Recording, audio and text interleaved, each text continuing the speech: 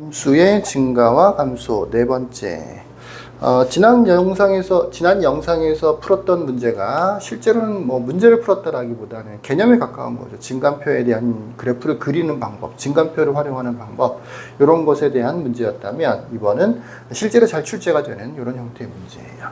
fx가 3차 함수, 이것도 뭐 3차 함수인데 3차 함수라고 되어 있고 실수 전체의 집합에서 증가한다. 요거는 구간 -1에서 1까지에서 감소한다 라고 되어 있죠.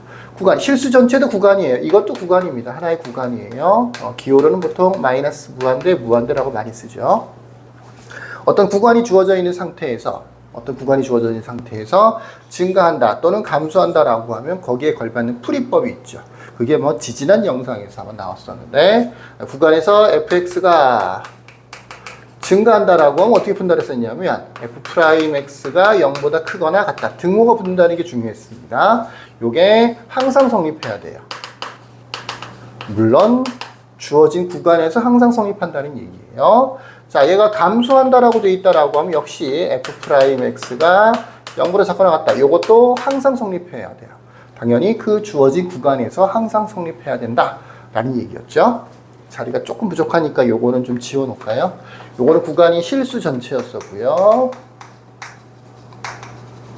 이건 구간이 -1에서 1까지였네요. 요거는 증가, 요거는 감소였습니다. 자, 여기에 맞춰서 한번 풀이를 해보도록 합시다.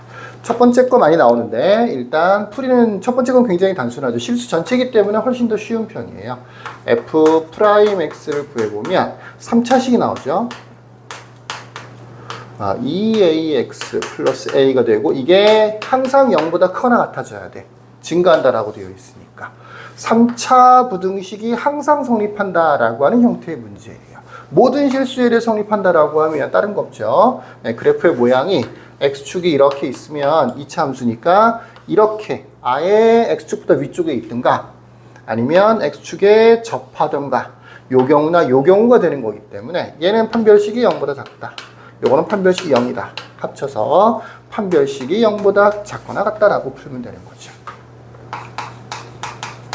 딱 요 형태로 많이 나오니까 잘 기억해 두세요.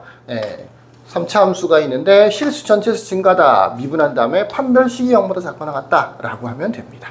자, 판별식을 구해보면 짝수공식에 대입할까요? a제곱 마이너스 ac 3a가 0보다 작거나 같다. 오랜만에 2차 부등식 푸네요. a에 a-3 인수분해 되는 거니까 a가 0에서 3까지 이렇게 하면 첫 번째 문제가 해결이 되겠습니다. 자, 두 번째 문제로 가볼까요?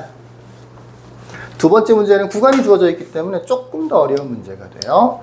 자, 두 번째 문제에서도 역시 f'x를 구해보면 3x의 제곱 마이너스 2x 플러스 a가 되는 거고 요거는 0보다 작거나 같아져야 되는 거죠. 왜 그러냐? 감소라고 되어 있으니까.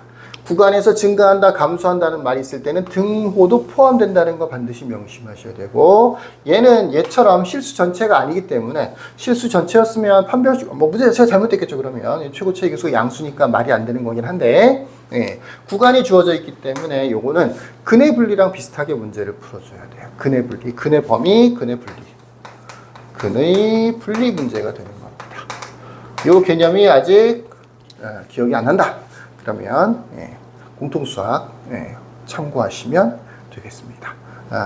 나한테 물어보세요. 그러면 내가 어디를 참고하세요 라고 얘기를 해줄게.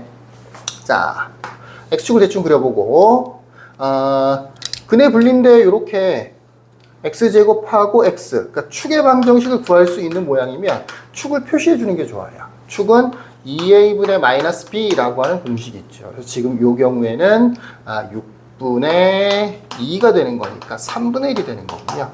어딘가 이렇게 축이 있어요. x는 3분의 1이라는 축이 있고 이 축을 중심으로 대칭이 되게 이렇게 그려줘야 돼. 그 다음에 우리가 원하는 범위는 마이너스 1에서 1까지죠.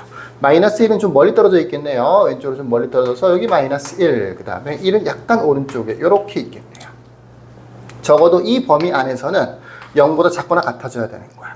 여기에 대칭이 되어야 되는 거죠. 이렇게 그려지면 안 되겠죠. 양수인 부분과 음수인 부분이 섞여 있으니까 항상 0보다 작거나 같아져야 되는 거니까 좀 더 밑으로 내려와야 되겠네요. 그죠? 밑으로 좀 내리다 보면 여기에 먼저 닿을 텐데 이쪽은 아직 여유가 있죠. 훨씬 더 멀리 떨어져 있으니까. 아직도 안 되죠. 이 부분에서 양수, 음수가 섞여 있으니까 더 밑으로 내려와 줘야 돼요. 더 밑으로. 그러니까 최초로 0보다 작거나 같아지는 경우는 여기 있는 마이너스 1,0을 지날 때 이렇게 그려졌을 때 얘는 훨씬 더 오른쪽에 있겠지, 그치? 여기가 3분의 1이라서 얘보다는 얘가 더 가까우니까 딱 이렇게 그렸을 때는 0보다 작거나 같아지죠. 이것도 되고 더 아래쪽으로 그래프가 빨간색보다 더 아래쪽으로 내려와도 계속해서 다 음수가 되는 거예요. 적어도 이 구간에서는 다 음수가 되는 거니까 가능하죠.